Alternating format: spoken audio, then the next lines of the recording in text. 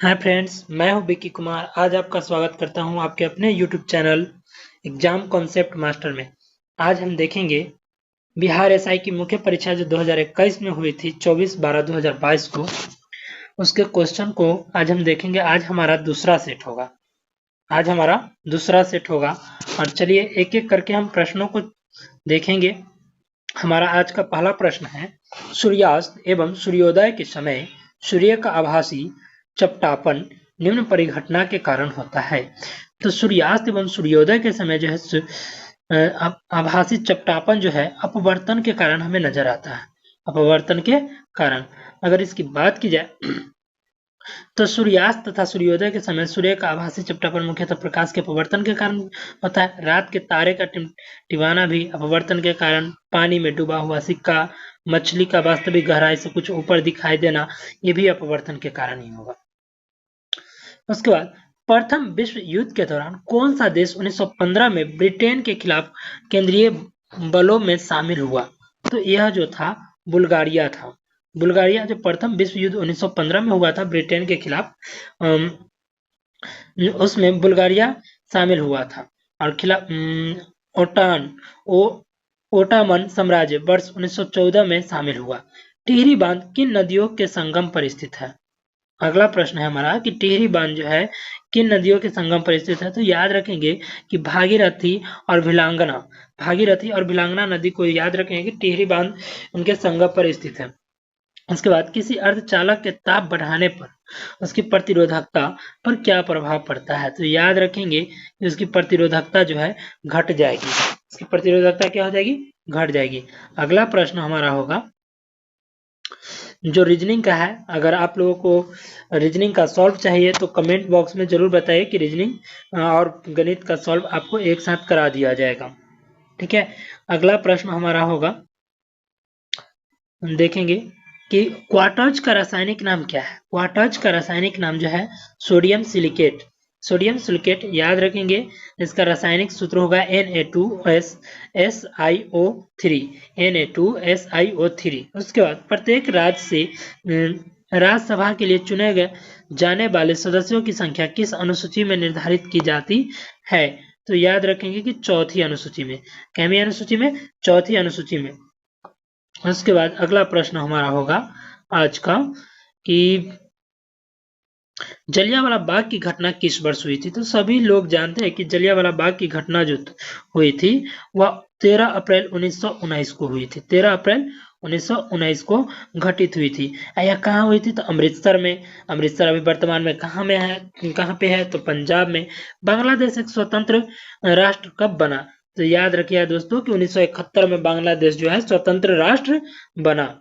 उसके बाद हमारा अगला प्रश्न होगा कि निम्नलिखित में से किसमें चांदी नहीं है? तो चांदी किसमें नहीं है? तो याद रखें कि चांदी आपका हॉर्न सिल्वर में होगा, मनिक सिल्वर में होगा और लूनर कास्टिक में भी चांदी होगा। ठीक है। लेकिन जर्मन सिल्वर एक मिश्र धातु है जिसमें तांबा, निकेल, जास्ता पाया जाता है। ठीक है। अगला प्रश्न होगा, निम्नलिखित में कौन सा एंजाइम मानव शरीर के स्टार्च के पाचन से संबंधित है? तो मानव शरीर के स्टार्च के पाचन से संबंधित है एमाइलेज। एमाइलेज एंजाइम स्टार्च के पाचन से संबंधित है, जो अग्नाशय रस का एक भाग है। एमाइलेज स्टार्च का अपघटन करके उसमें ग्लूकोज में परिवर्तित कर देता है। अगला प्रश्न हमारा गणित का है, जिसे हम लोग छोड़ के चलेंगे गणित के प्रश्नों को। और उसके बाद याद रखें, हमारे देश में निम्नलिखित में कौन सी गेहूं की अर्धबामन एवं उच्च उत्पादन वाली किस्म है? तो अर्धबामन एवं उच्च उत्पादन वाली किस्म जो है, जिसका जवाब हमारा हो जाएगा, याद रखेंगे बिद्दा। बिद्दा को याद रखेंगे। हमारे देश की बिद्दा गेहूं अर्धबामन एवं उच्च उत्पादन वाली किस्म है और जया चावल की एक किस्म है। जया एक चावल की किस्म है। इंटीग्रल कोच फैक्ट्री कहाँ पर स्थित है? याद रखें Perambur. Integral coach factory Perambur Chennai में अवस्थित है। इसका उद्घाटन पंडित जवाहरलाल नेहरू ने 2 अक्टूबर 1955 को किया था। इंटीग्रल कोच फैक्ट्री की स्थापना किसने किया? पंडित जवाहरलाल नेहरू ने। कब किया? 2 अक्टूबर 1955 को किया। निम्नलिखित में कौन से प्रधानमंत्री ने राज्य के मुख्यमंत्री के रूप में कार्य नहीं किया है? तो राज्य के मुख्यमंत्री के रूप में जो है चंद्रशेखर, यहाँ याद रखेंगे चरण सिंह काम किए थे, पीबी नरसिम्हा राव, एचडी देवगौड़ा। चंद्रशेखर ने प्रधानमंत्री के रूप में कार्य नहीं किया, जबकि राज्य के मुख्यमंत्री के रूप में कार्य नहीं किया। वही चरण सिंह उत्तर प्रदेश के एवं पीबी नरसिम्हा राव आंध्र प्रदेश के एवं एचडी देवगौड़ा कर्नाटक के मुख्यमंत्री के रूप में कार्य किए थे। अगला प्रश्न होगा क्लोरोजाइनिनॉल तथा टार्पिनिऑल का मिश्रण किस रूप में कार्य करता है? तो यह जो होगा रोगाणुरोधक के रूप में, एंटीसेप्टिक के रूप में काम करता है। अगला प्रश्न हमारा है मैथ गणित का, तो गणित का प्रश्न हम छोड़ के चलेंगे। और उसके बाद कौन सा जीवाणु दूध को दही में परिवर्तित करता है? तो कल ही हम आप लोगों को बताए थे कि लैक्टिक एसिड बैक्टीरिया जो होती है, लैक्टोबैसिलस बैक्टीरिया, वह दूध से दही में जमने में सहायक होता है। उसके बाद निम्न में से कौन सा अनुवांशिकता रूपांतरित खाद्य पादप है? तो खाद्य पादप कौन है? तो सुनहरा धान। सुनहरा धान जो है खाद्य पादप है, ध्यान रखेंगे। उसके बाद समीर ने कहा शारिका मेरी यह आपका रीजनिंग का प्रश्न है, तो इसको भी इग्नोर करके चलेंगे। परमाणु रिएक्टर में ग्रेफाइट का प्रयोग किस रूप में किया जाता है? तो परमाणु रिएक्टर में जो है ग्रेफाइट का रूप जो है मंदक के रूप में प्रयोग किया जाता है, ये तो सभी आदमी जानते ही है। उसके बाद परमाणु रिएक्टर में ग्रेफाइट का प्रयोग मंदक के रूप में किया जाता है। ग्रेफाइट के अलावा भारी पानी एवं D2O का प्रयोग भी मंदक के रूप में किया जाता है। उसके बाद बात की जाए तो मध्य रेल मंडल का मुख्यालय कहाँ है? तो जानते हैं कि Mumbai CST central railway zone, आप लोग जानते ही है कि मुंबई CST जो है मध्य रेलवे जोन का मुख्यालय है। आयरन की कमी से क्या होता है? तो आयरन की कमी से तो बार बार प्रश्न आता है, एनीमिया रोग होता है आयरन की कमी से। उसके बाद आयरन की कमी से शरीर में रक्त की कमी हो जाती है, जिसे रोग विज्ञान की भाषा में एनीमिया कहा जाता है। क्या कहा जाता है? एनीमिया। उसके बाद भूमध्य रेखा निम्नलिखित में से किस देश के मध्य से नहीं गुजरती है? तो याद रखेंगे कि भूमध्य रेखा जो है ब्राजील से गुजरती है, सोमालिया से गुजरती है, केन्या से गुजरती है, लेकिन भारत से नहीं गुजरती है। अब इसका डिस्क्रिप्शन की बात की जाए तो ब्राजील, सोमालिया एवं केन्या से होकर भूमध्य रेखा गुजरती है, पर यह इन देशों के मध्य से होकर नहीं गुजरती है। भूमध्य रेखा भारत से होकर नहीं गुजरती है। भाखड़ा नांगल बांध किस नदी पर बना है? तो सभी आदमी जानते हैं कि भाखड़ा नांगल बांध जो है सतलज नदी पर है। भाखड़ा नांगल बांध सतलज नदी पर। उसके बाद भाखड़ा बांध के जलाशय का नाम गोविंद सागर है। याद एक प्रश्न रखेंगे कि भाखड़ा नांगल बांध का जो जलाशय का नाम जो है गोविंद सागर है। जोग जलप्रपात कहाँ स्थित है? तो जोग जलप्रपात जानते ही है कि शरावती नदी पर स्थित है, जो कर्नाटक राज्य में है। जोग या गढ़सोप्पा याद रखेंगे, शरावती नदी पर है। उसके बाद जहां आरा द्वारा लिखित शेख मोइनुद्दीन चिश्ती की जीवनी जो है वह कौन सी है? तो इनका याद रखेंगे कि मुनिस अल अरबा को याद रखेंगे कि जहां आरा द्वारा लिखित शेख मोइनुद्दीन चिश्ती की जीवनी है, मुनिस अल अरबा को याद रखेंगे। अगला प्रश्न हमारा होगा कि जहां महात्मा गांधी ने असहयोग आंदोलन को कब वापस लिया? महात्मा गांधी ने असहयोग आंदोलन को कब वापस लिया? तो याद रखेंगे कि फरवरी 1922 में वापस लिया। और यह आंदोलन शुरू कब हुआ था? तो 1 अगस्त 1920 को शुरू हुआ था। याद रखेंगे इतनी सी बात को। उसके बाद नामदफा राष्ट्रीय उद्यान कहाँ स्थित है? तो नामदफा राष्ट्रीय उद्यान जो है आपका अरुणाचल प्रदेश में है, और इसकी स्थापना 1983 में हुई, और यह लगभग 1807.82 वर्ग किलोमीटर में विस्तृत है। और नकाशीदार कांच के लिए निम्न में से किस अम्ल का उपयोग किया जाता है? तो नकाशीदार कांच के लिए जो है HF हाइड्रोफ्लोरिक अम्ल का प्रयोग किया जाता है। 1 मिनट। उसके बाद किस संवैधानिक संशोधन अधिनियम के द्वारा राष्ट्रपति के लिए संवैधानिक संशोधन विधेयक पर सहमति देना अनिवार्य किया गया है? तो याद रखेंगे 24वें संविधान संशोधन के द्वारा इसको जोड़ा गया था। 1971 में राष्ट्रपति के लिए संवैधानिक संशोधन विधेयक सहमति देना अनिवार्य होगा 24वां संविधान संशोधन के द्वारा। इसको कब जोड़ा गया? 1971 में। अगला प्रश्न होगा सोन नदी का उद्गम स्थल क्या है? तो याद रखेंगे अमरकंटक को। सोन नदी का उद्गम स्थल क्या है? अमरकंटक। अगला प्रश्न हमारा होगा कि गणित का प्रश्न है, इसे छोड़ के चलेंगे। पूगा घाटी स्थित है, पूगा घाटी, तो पूगा घाटी लद्दाख में है। पूगा घाटी लद्दाख में स्थित है। यह भूतापीय ऊर्जा के लिए प्रसिद्ध है। पूगा घाटी जो है भूतापीय ऊर्जा के लिए प्रसिद्ध है। कौन सा जनपद 6ठी से 4ठी शताब्दी ईसा पूर्व के मध्य सबसे शक्तिशाली महाजनपद बना? तो सबसे शक्तिशाली महाजनपद जो है यह मगध बना था। जानते ही है मगध के बारे में। मगध जनपद 6ठी से 4ठी शताब्दी ईसा पूर्व के मध्य सबसे शक्तिशाली महाजनपद बना। आगे चलकर मगध मौर्य साम्राज्य के रूप में परिणत हो गया। बंगाल में आमला डैश का अधिकारी होता था। आमला जो है बंगाल में जमींदार कहलाता था। जानते ही हैं कि बंगाल में आमला जो है जमींदार के बारे में। मुर्रा नस्ल के बारे में जानते ही हैं सभी दोस्त कि मुर्रा जो है भैंस की एक नस्ल है। वो क्या था, हरियाणा एवं पंजाब से संबंधित है। अगला प्रश्न हमारा होगा कि 1946 में भारत आए कैबिनेट मिशन में कितने सदस्य थे? तो याद रखें कि 1946 में जो भारत में कैबिनेट मिशन आया था तो उसमें 3 सदस्य थे। जो कौन कौन थे? तो पैथिंग लॉरेंस, स्टेफोर्ड क्रिप्स एवं एबी अलेक्जेंडर। अगला प्रश्न होगा हमारा कि निम्नलिखित में कौन सा अकबर के काल का भूमि का वर्गीकरण नहीं है?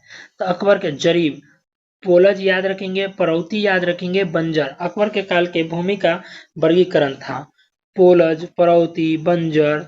और उसके बाद जैन धर्म के 23वें तीर्थकर के बारे में तो सभी आदमी जानते हैं कि जैन धर्म के 23वें तीर्थकर पार्श्वनाथ थे। उसके बाद सीमा सड़क संगठन बॉर्डर रोड ऑर्गेनाइजेशन की स्थापना कब हुई थी? तो याद रखेंगे कि 1960 में हुई थी, 7 मई 1960 को। अंकलेश्वर स्थित है। अंकलेश्वर जो है यह आपका गुजरात में है। अंकलेश्वर गुजरात में स्थित पेट्रोलियम या खनिज तेल उत्पादन का केंद्र है। अगला प्रश्न हमारा होगा अवध राज का अंतिम शासक कौन था? तो अवध राज का अंतिम शासक बाजिद अली शाह था। बाजिद अली शाह। अवध राज का राजधानी लखनऊ थी। अवध राज की राजधानी लखनऊ। अगला प्रश्न हमारा होगा भिलाई, दुर्गापुर एवं राउरकेला में इस्पात संयंत्रों का निर्माण किस पंचवर्षीय योजना में हुआ था? तो इसको याद रखेंगे कि द्वितीय पंचवर्षीय योजना में। भिलाई, दुर्गापुर एवं राउरकेला में इस्पात जो है संयंत्रों का निर्माण द्वितीय पंचवर्षीय योजना में हुआ। भिलाई जो कि छत्तीसगढ़ में, दुर्गापुर पश्चिम बंगाल में और राउरकेला उड़ीसा में अवस्थित है। फिर उसके बाद बात की जाए तो अगर बात की जाए 51वां प्रश्न की तो इसमें है निम्न में कौन सी धातु केवल पराबैंगनी तरंगों की प्रतिक्रिया पर अपने पृष्ठ के इलेक्ट्रॉन उत्सर्जित करते हैं? तो याद रखेंगे जिंक को। किसको याद रखना है? जिंक को। उसका जिंक धातु पर पराबैंगनी तरंगों की प्रतिक्रिया होती है तो जिंक के पृष्ठ से इलेक्ट्रॉन उत्सर्जन होता है। इसे तापीय उत्सर्जन कहते हैं। अगला प्रश्न हमारा रीजनिंग का है। चलिए उसके बाद निम्न श्रेणियों में कौन सी पश्चिमी घाट का भाग नहीं है? दोस्तों कुछ प्रश्न छूट गए हैं तो उन प्रश्नों को हम एक नए पेज पर हम देख लेंगे। तो देखते हैं। हमारा 55वां प्रश्न था कि वर्ल्ड इकोनॉमिक आउटलुक का प्रकाशन निम्नलिखित में से किस संस्थान द्वारा किया गया है? तो याद रखेंगे अंतर्राष्ट्रीय मुद्रा कोष के द्वारा। अंतर्राष्ट्रीय मुद्रा कोष को याद रखेंगे। अंतर्राष्ट्रीय जिसको IMF कहते हैं। अंतर्राष्ट्रीय मुद्रा कोष IMF के द्वारा याद रखेंगे। उसके बाद अगला प्रश्न है वह क्रिया जिसमें आर्किड अधिपादप की तरह एक वृक्ष पर आता है कहलाता है? तो याद रखेंगे सहभोजिता। सहभोजिता को याद रखेंगे। सहभोजिता। सहभोजिता जो है आर्किड की अधिपाद की तरह किसी वृक्ष पर उगना सहभोजिता का उदाहरण है। सहभोजिता में एक जाति को तो लाभ होता है लेकिन दूसरी जाति को न लाभ और न ही हानि। प्राचीन भारत में वनवासी किस नाम से जाते थे? तो याद रखेंगे निषाद को। किसको याद रखेंगे? निषाद को। प्राचीन भारत में जो है आदिवासी किस नाम से जाने जाते थे? तो याद रखेंगे निषाद को। उसके बाद भारतवर्ष निम्नलिखित राज्यों में से किसमें डेवसा दर्रा स्थित है? तो डेवसा दर्रा के बारे में याद रखेंगे कि डेवसा दर्रा हिमाचल प्रदेश में है। हिमाचल प्रदेश में याद रखेंगे। निम्नलिखित में से किस पादप में परागण एलर्जी का कारक है? तो यह जो है पार्थेनियम को याद रखेंगे, पार्थेनियम। और निम्न में कौन सा जाइलम का भाग नहीं है? तो जाइलम का भाग नहीं है चालिनी नलिका। चालिनी नलिका जो है जाइलम का भाग नहीं है।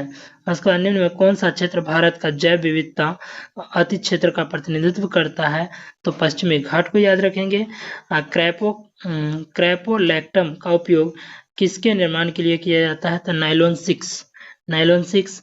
और उसके बाद स्वेटलिंग कप किस खेल से संबंधित है? तो स्वेटलिंग कप टेबल टेनिस से याद रखेंगे कि स्वेटलिंग कप जो है टेबल टेनिस से संबंधित है। 64वां प्रश्न है, हस्तिनापुर का उत्खनन किसके मध्य हुआ था? तो 1950 से 1952 के बीच। 1950 से 1952 के बीच निम्नलिखित में से किस लेंस का उपयोग करके मानव आंख की मायोपिया समस्या को ठीक किया जाता है? तो मायोपिया जानते ही हैं, अवतल लेंस के द्वारा निकट दृष्टि दोष जिसको मायोपिया कहा जाता है। उसके बाद निम्न में कौन सी वस्तु हड़प्पा स्थल से प्राप्त नहीं हुई है? तो याद रखेंगे कि मिट्टी के बर्तन, गहना और ताम्र शीशा हड़प्पा स्थल से प्राप्त हुए हैं।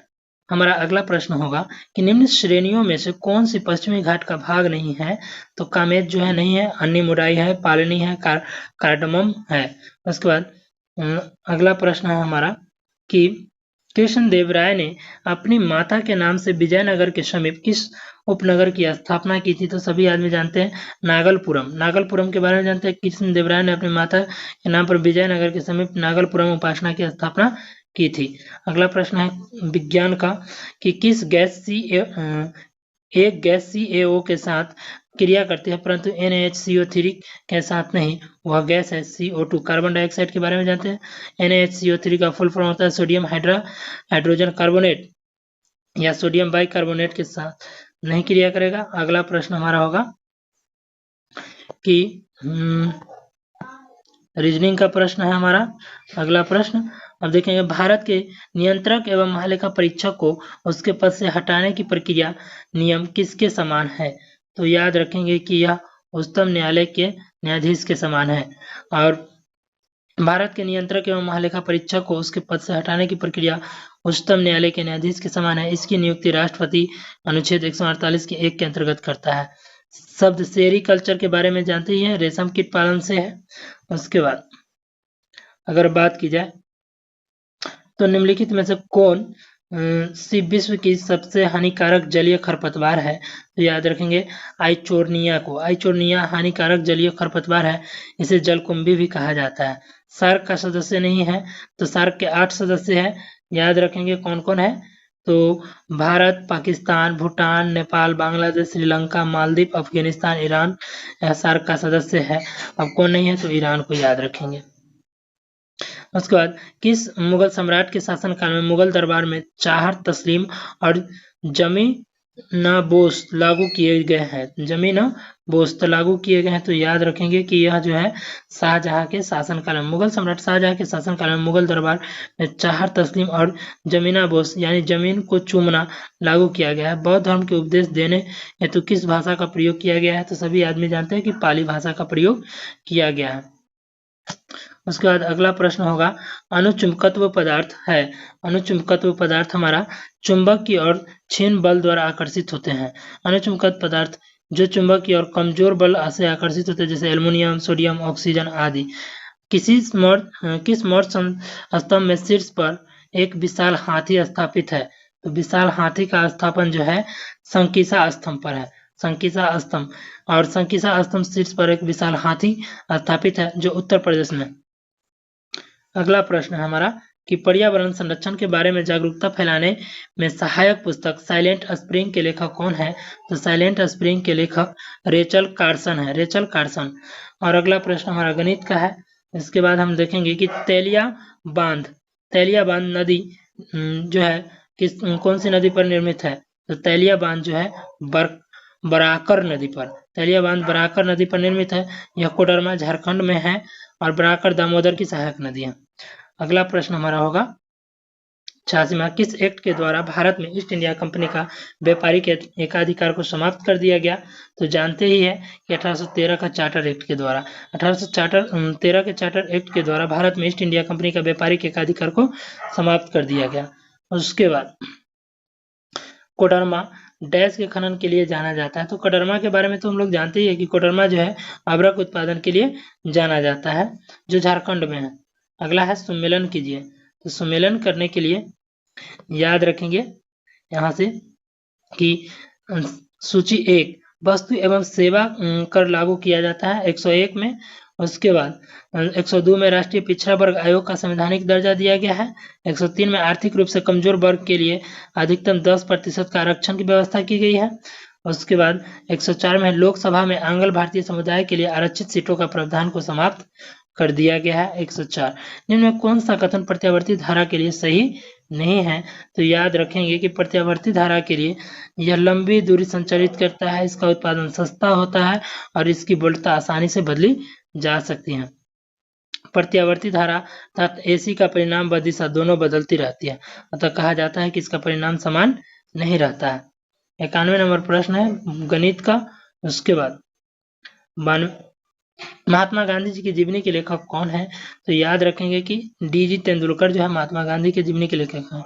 लाइफ ऑफ महात्मा करमचंद गांधी शीर्षक से 8 भागों में यह पुस्तक लिखी गई। रेगुर मिट्टी इस नाम से जानी जाती है, तो काली मिट्टी के नाम से जानी जाती है रेगुर मिट्टी।